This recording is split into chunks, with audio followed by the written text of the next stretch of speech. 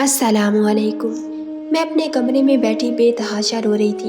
हालांकि आज मेरी शादी की रात थी और इस रात हर लड़की बहुत से अरमान और ख्वाहिशात लेकर अपने पिया के घर आती है। नई जिंदगी की नई खुशियों की मुंतज़िर होती है। लेकिन मैं बेहद परेशान थी। मैं इस कदर बदहवासी का शिकार थी कि शौहर की आमद का सोच कर ही मेरा दिल बुरी तरह से कांप रहा था। मेरा जी चाहा कि मैं कहीं छुप जाऊं जहां मेरा शौहर मुझे देख न सके। काश कि ये मंजर मेरी आंखों से गायब हो जाए। मेरा दिल इस वक्त किसी बेलगाम घोड़े की मानिंद भाग रहा था। बदहवासी की वजह से मेरे हाथ पांव ठंडे हो चुके थे। खौफ के मारे मुझे अपना दम घुटता हुआ महसूस हो रहा था कि जब भी कमरे का दरवाज़ा खुला और मेरा शौहर नमाज कमरे में दाखिल हुआ, उसे देखकर मेरी आंखों से टिप टिप आंसू बहने लगे। खौफ के मारे मैंने अपने बेड की चादर को अपने हाथों से दबोचा था। मैं ज़बर से गुजर रही थी। जैसे जैसे मेरा शौहर मेरे करीब आ रहा था, मेरा पूरा वजूद हौले हौले लरसने लगा था। वो मेरे पास आकर बैठ गया। कुछ देर मेरे हसीन चेहरे को बड़ी महवियत से देखने लगा। मैं बेहद खूबसूरत थी और यही मेरे लिए मेरा सबसे बड़ा मसला बन चुका था। जैसे ही उसने अपना हाथ मेरे हाथ पर रखा तो उसे इतना सर्द पाकर मुझे कहने लगा, क्या बात है रुबीना, तुम इस कदर नर्वस क्यों हो? अब मैं उसे क्या वजह बताती कि मुझे शादी से डर लगता है। मैंने नफ़ी में सर हिला दिया। मैंने कहा, कुछ नहीं। वो कहने लगा कि फिर तुम इस कदर घबराई हुई क्यों हो? मैंने धीरे से कहा कि मुझे इस रिश्ते से खौफ आता है। मेरी बात सुनकर वो हंसने लगा और मेरा हाथ थामकर मुझे तसल्ली देने लगा। कहने लगा, परेशान ना हो। मैंने कहा, मुझे बहुत डर लग रहा है। वो कहने लगा कि इसमें डरने की कोई बात नहीं। मैंने कहा कि मुझे खौफ आता है, पता नहीं कैसे होगा सब कुछ। वो कहने लगा कि देखो, इसका एक ही हल है मेरे पास।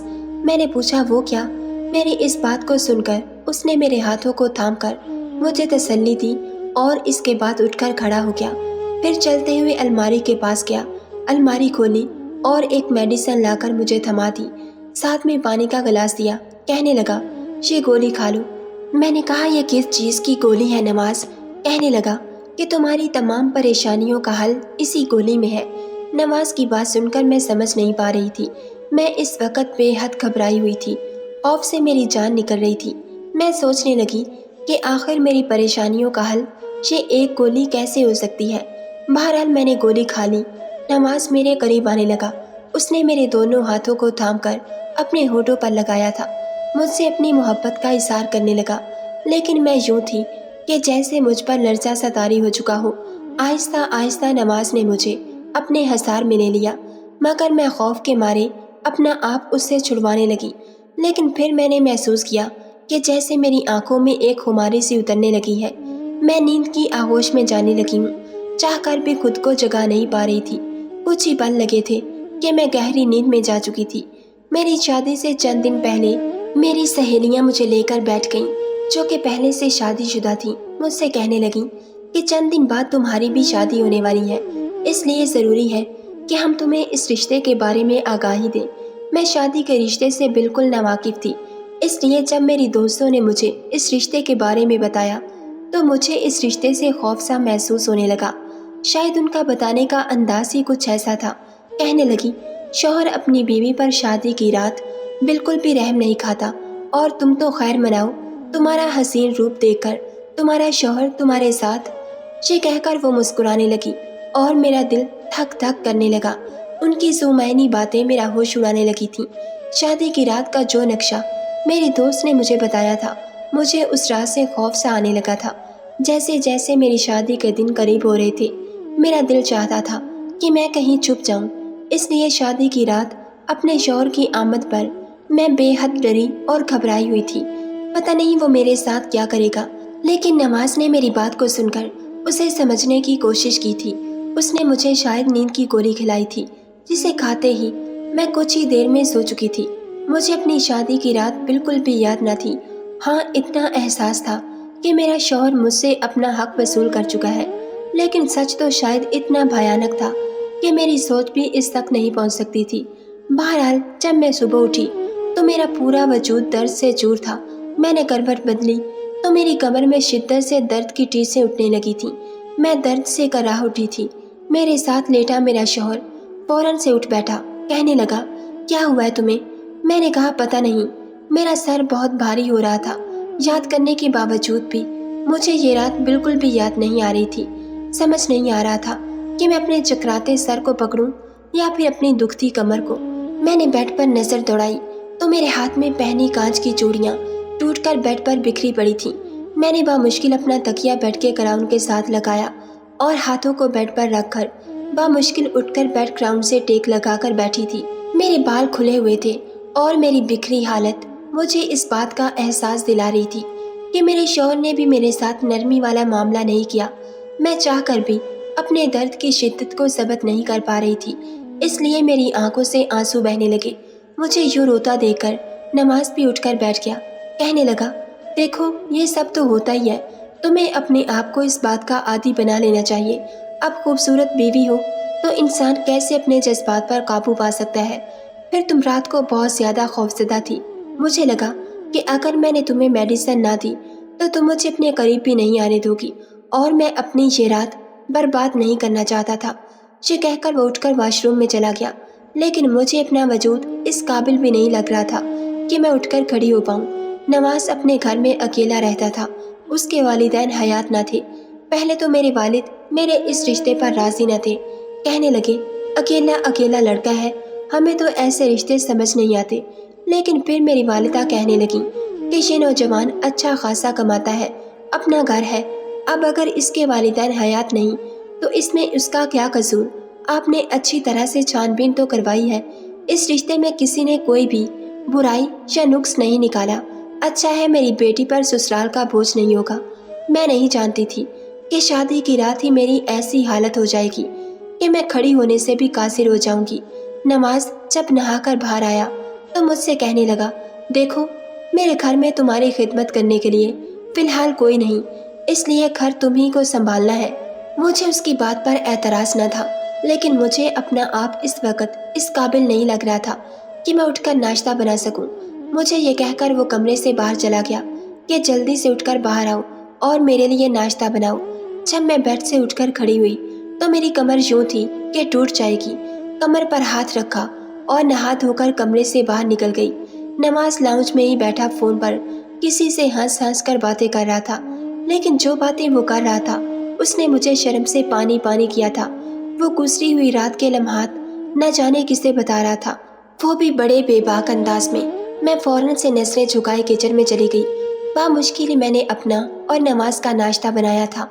नाश्ते के दौरान मैंने झिझकते हुए नमाज से ये बात कही थी। मैंने कहा कि नमाज, मेरी कमर में बेतहाशा दर्द है, इसलिए मैं शायद रात को आपको वक़्त न दे सकूं। नमाज इस वक्त चाय पी रहा था।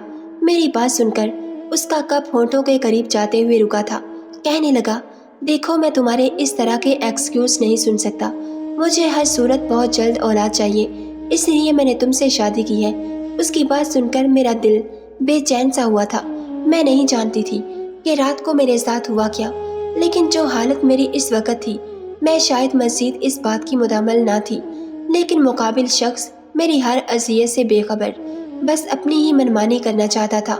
जैसे ही रात हुई मुझे लगा मेरा दिल किसी ने मुट्ठी में ले लिया हो। रात को फिर नमाज ने मुझे एक दूसरी मेडिसिन दी। मैंने कहा, मुझे नहीं खानी। कहने लगा कि ये नींद की दवा नहीं। मैंने कहा, फिर ये किसी और चीज़ की दवा है। मैंने कहा, ये किस चीज़ की दवा है? वो कहने लगा, जल्द हामला हो जाने की। ये सुनकर मैं कुछ देर तो उसकी शक्ल देखती रह गई कि आखिर उसे किस बात की जल्दी थी। मेरी शादी को कौन से 3-4 साल बीत चुके थे, अभी मेरी शादी को 4 दिन भी नहीं गुजरे थे। वो मुझे हामला होने की मेडिसिन देने लगा था।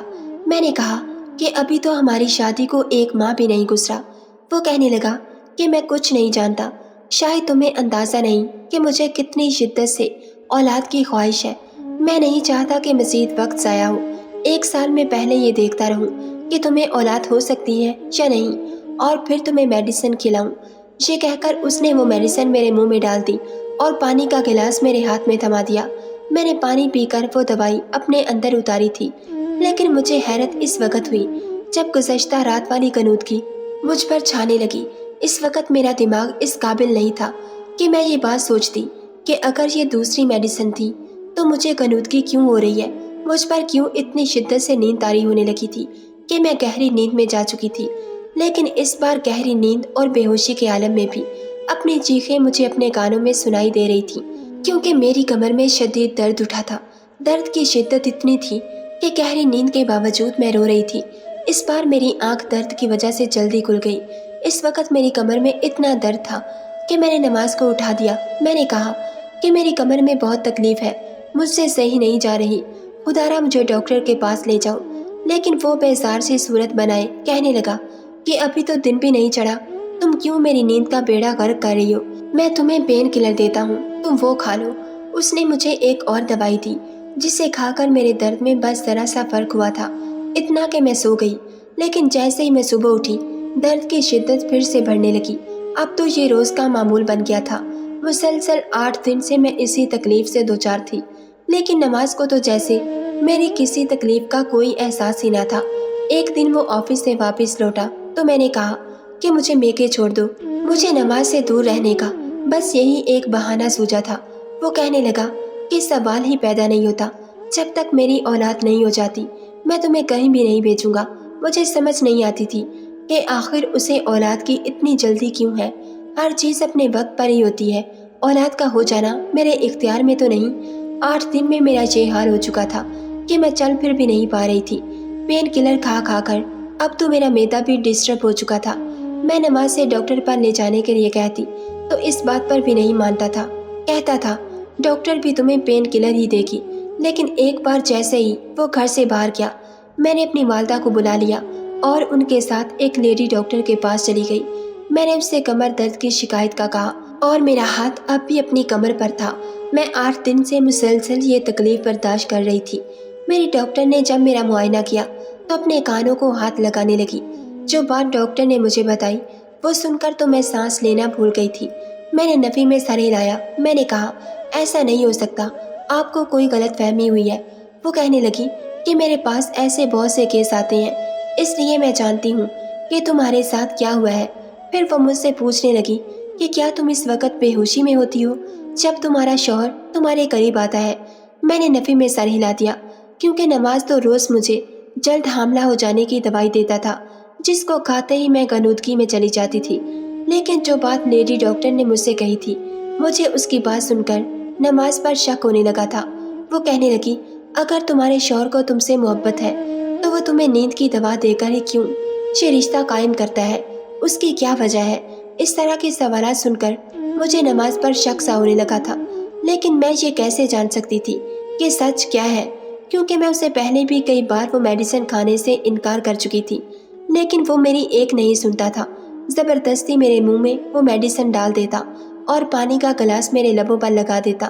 اپنے سامنے وہ مجھے میڈیسن کھلاتا تھا۔ ڈاکٹر کہنے لگی اچھا ایسا کرو، مجھے تم اس میڈیسن کا نام بتاؤ۔ تب میں نے سوچا کہ مجھے تو اس میڈیسن کے بارے میں کچھ علم ہی نہیں۔ آج تک نواز نے مجھے وہ میڈیسن دکھائی نہیں تھی، وہ تو اپنی الماری میں سے وہ دوا نکال کر مجھے دیتا تھا۔ لیکن میں نے جب یہ بات لیڈی ڈاکٹر کو بتائی تو وہ ہنسنے لگی، کہنے لگی ایسی کون سی دوا ہے جو تمہارا شوہر اتنا چھپا کر رکھتا ہے اور روزانہ تمہارے انکار کرنے پر بھی تمہیں کھلاتا ہے؟ تم اپنے شوہر کی حرکتوں پر نظر رکھو تو تمہیں میری بات اچھی طرح سے سمجھ آ جائے گی۔ ڈاکٹر مجھ سے یہ ساری باتیں کہہ رہی تھی۔ اس وقت میں اکیلی ڈاکٹر کے کمرے میں تھی۔ میری والدہ کمرے سے باہر بیٹھی تھی، اس لیے ہر بات سے انجان تھی۔ میں غائب دماغی سے اپنے گھر تک پہنچی تھی۔ میری والدہ مجھ سے کہنے لگی کہ تم اپنا خیال کیوں نہیں رکھتی؟ تمہارے سر پر تو ساس سسر اور نند دیوروں کی ذمہ داری بھی نہیں، اور تمہارا شوہر بھی تم سے بے حد محبت کرتا ہے۔ 8 دن میں تم نے اپنی کیا حالت بنا رکھی ہے، تمہاری رنگت تو بالکل بھی پیلی پڑ چکی ہے۔ اب میں اپنی والدہ کو کیا بتاتی کہ میں کس بڑی مصیبت میں پھنس چکی تھی۔ میرا شوہر کسی وحشی جانور سے کم نہ تھا، رات کو مجھے نیند کی دوا کھلا کر میرے ساتھ کھلواڑ کرتا۔ میری والدہ مجھے نصیحتیں کر کے اپنے گھر جا چکی تھی۔ میں پورا دن لیڈی ڈاکٹر کی باتوں کو ہی سوچتی رہی، لیکن میرے پاس اس بات کا کوئی حل نہ تھا، اور یہ ایسی بات تھی کہ میں نماز سے نہیں کہہ سکتی تھی۔ مجھے اپنا بالکل بے بس لگ رہا تھا۔ میرا جی چاہا کہ میں اپنی والدہ کے ساتھ ہی ان کے گھر چلی جاؤں، لیکن میری والدہ مجھے کبھی بھی میرے شوہر کی اجازت کے بغیر اپنے گھر نہیں لے کر جاتی۔ میں سمجھ نہیں پا رہی تھی کہ آخر میں کیا کروں اور کیا نہ کروں۔ پھر میرے ذہن میں آیا کہ میں الماری کھول کر دیکھتی ہوں کہ آخر نواز مجھے کون سی میڈیسن کھلاتا ہے۔ میں فوراً سے اٹھ کر کھڑی ہو گئی، دھیرے دھیرے سے چلتی ہوئی کمرے میں آئی اور نواز کی الماری کھولی۔ سامنے اس کے کپڑے پڑے ہوئے تھے۔ میں نے ایک ایک جوڑا اٹھا کر دیکھا، لیکن مجھے وہ میڈیسن کہیں نہ ملی۔ پھر میں نے دراز بھی دیکھ لیے، اس میں بھی اس کے کچھ ضروری کاغذات تھے، کوئی میڈیسن نہیں تھی۔ لیکن جب میں نے نیچے لاکر کھولنا چاہا تو وہ لاک تھا۔ میں سمجھ گئی کہ وہ دوائی نواز نے اسی لاکر میں رکھی ہے۔ رات کو جب نواز واپس آیا تو اسے کھانا دے دیا، لیکن میری بھوک تو جیسے اڑ چکی تھی۔ میں نے کھانا نہیں کھایا تھا اور رات کو سوتے وقت میں دودھ کا گلاس پی لیا۔ اس سے پہلے کہ نواز کمرے میں آتا، میں فوراً سے بیڈ پر جا کر لیٹ گئی اور اپنی آنکھیں بند کر لیں تاکہ نواز کو لگے کہ میں سو چکی ہوں۔ ہو سکتا ہے وہ مجھے سویا ہوا دیکھ کر مجھے وہ میڈیسن نہ کھلائیں اور نہ ہی مجھ پر نیند طاری ہو۔ آخر وہ رات کو میرے ساتھ کرتا کیا ہے؟ کچھ دیر بعد ہی نواز کمرے میں آیا، مجھے بیڈ پر سوتا دیکھ کر قریب آیا اور بازو سے مجھے ہلا کر اٹھانے لگا، کہنے لگا اٹھ کر بیٹھو۔ میں نے اپنی آنکھیں کھولی تو نواز ماتھے پر تیوری چڑھائے مجھے دیکھ رہا تھا۔ میں نے کہا نواز مجھے نیند آ رہی ہے، میں سونا چاہتی ہوں، میری کمر میں شدید درد ہے۔ میری بات سن کر نواز کہنے لگا کہ یہ بہانے تم میرے سامنے نہ لگاؤ، میں تمہیں پہلے بھی کہہ چکا ہوں کہ مجھے ہر قیمت پر اولاد چاہیے، چلو اٹھو اور میڈیسن کھاؤ۔ میں اٹھ کر بیٹھ گئی۔ میں نے کہا آخر آپ نے میڈیسن اپنی الماری میں چھپا کر کیوں رکھی ہیں؟ میری باقی میڈیسن کے ساتھ رکھ دیں، میں خود کھا لیا کروں گی۔ میری بات سن کر اس نے بڑے تعجب سے مجھے دیکھا تھا، کہنے لگا تم یہ کیسے جانتی ہو کہ میں نے تمہاری میڈیسن کو الماری کے لاکر میں رکھا ہے؟ میں اس کی بات سن کر گھبرائی تھی، جلد بازی میں شاید میں نے کچھ غلط کہہ دیا تھا۔ میں نے کہا کہ ایسے ہی میں نے سوچا کہ آج میڈیسن خود کھا لوں۔ میں نے آپ کی الماری میں دیکھا تو کہیں بھی وہ دوائی موجود نہ تھی، مجھے لگا شاید آپ نے لاکر میں رکھی ہے۔ ایک بہانہ تراشا تھا۔ وہ کہنے لگا تمہیں اتنا زیادہ پریشان ہونے کی ضرورت نہیں، میں وہ دوائی روزانہ تمہیں کھلاتا ہوں اور جب تک بچہ نہیں ہو جاتا وہ میں ہی تمہیں کھلاؤں گا۔ میں نے کہا نواز مجھے پیٹ میں شدید درد ہو رہا ہے، آپ کیوں مجھے کسی ڈاکٹر کے پاس نہیں لے کر جا رہے؟ اور بچہ پیدا کرنے کے لیے ایک مکمل ٹریٹمنٹ ہوتا ہے اور وہ کوئی لیڈی ڈاکٹر ہی مجھے بتا سکتی ہے، جو خود سے میڈیسن کھانا ٹھیک نہیں ہوتا۔ پہلے سوچا میری اس بات پر نواز شاید مجھے وہ دوائی نہ دے، لیکن وہ کہنے لگا میں جانتا ہوں کہ وہ دوائی عورت کو حاملہ کرتی ہے، تمہیں کسی بھی ڈاکٹر سے کوئی علاج کروانے کی ضرورت نہیں، تم بس میری بات مانو، وہی تمہارے لیے کافی ہے۔ میں نے کہا آج میں کوئی بھی دوائی نہیں کھاؤں گی۔ میرا یہ کہنا تھا کہ نواز کا پارا ہائی ہوا تھا، اس نے مجھے زبردستی سے وہ دوائی کھلائی تھی اور دوائی کھانے کے بعد میرے پھر سے وہی کیفیت ہونے لگی۔ صبح میں اپنی بے بسی پر پھوٹ پھوٹ کر رو رہی تھی کہ اگر یہی حال رہا تو بہت جلد میں مر جاؤں گی۔ اس لیے میں نے اس کے لیے ایک ترکیب لڑائی تھی۔ رات کے وقت میں نے اپنے موبائل کا کیمرہ آن کر دیا اور اسے ایسی جگہ پر رکھا کہ جہاں میرا بیڈ آسانی سے نظر آ سکے۔ رات کو نواز نے پھر سے مجھے وہ دوا کھلائی تھی اور میری وہی کیفیت ہونے لگی تھی۔ صبح جب میں اٹھی تو نواز کے آفس جانے کا انتظار کرنے لگی۔ جیسے ہی وہ گھر سے باہر نکلا میں نے جلدی سے وہ کیمرہ اٹھایا اور اس پر لگی ویڈیو دیکھنے لگی، جسے دیکھ کر میرے ہوش و حواس اڑ کر رہ گئے تھے۔ میں نے پوری ویڈیو بھی نہیں دیکھی تھی اور موبائل کو بیڈ پر ایک طرف پھینک دیا اور اپنا چکراتا ہوا سر پکڑنے لگی۔ جو کچھ میرا شوہر میرے ساتھ رات میں کرتا تھا وہ کوئی بھی عورت برداشت نہیں کر سکتی تھی۔ اس سے پہلے کہ نواز واپس آتا میں نے اپنے والدین کو اپنے گھر بلا لیا اور ساری سچائی انہیں بتا دی۔ یہ سن کر تو میری ماں رونے لگی تھی۔ میرے والد اپنا سر پکڑ کر بیٹھ گئے تھے، کیونکہ نواز ایک نامکمل انسان تھا۔ وہ اس قابل نہ تھا کہ اولاد پیدا کر سکتا، بلکہ وہ اس قابل بھی نہ تھا کہ بیوی کے پاس بھی آ سکتا۔ وہ مجھ پر اپنا روب جمانے کے لیے اور یہ ثابت کرنے کے لیے کہ وہ ایک مکمل مرد تھا، وہ رات گزارنے کے لیے اپنے دوستوں کو میرے کمرے میں بھیج دیتا جو میرے ساتھ سفاکی سے سلوک کرتے تھے۔ میرے والد نے نواز پر کیس کر دیا اور مجھے خلا بھی دلوا دی۔ نواز کی انویسٹیگیشن کی تو معلوم ہوا کہ وہ پہلے بھی شادی کر چکا تھا اور اس کی بیوی نے اس سے اسی بات پر خلا لی تھی کہ وہ نامرد ہے اور اولاد پیدا کرنے کے قابل نہیں۔ شاید اپنی اس اہانت کو چھپانے کے لیے اور اپنی بیوی پر یہ ثابت کرنے کے لیے کہ وہ اولاد پیدا کر سکتا ہے، اس نے میرے ساتھ بہت بڑا ظلم کیا تھا، میری زندگی کو جہنم بنا کر رکھ دیا تھا۔ جب میں لیڈی ڈاکٹر کے پاس گئی تھی تو اس نے مجھ سے یہ کہا تھا کہ تمہارے ساتھ ریپ ہو رہا ہے اور کرنے والے 1 سے زائد لوگ ہیں۔ ناظرین، اگر آپ کو ہماری ویڈیو پسند آئی ہے تو لائک اور شیئر ضرور کیجیے اور ایسی مزید ویڈیوز دیکھنے کے لیے ہمارے چینل کو سبسکرائب کر لیجیے۔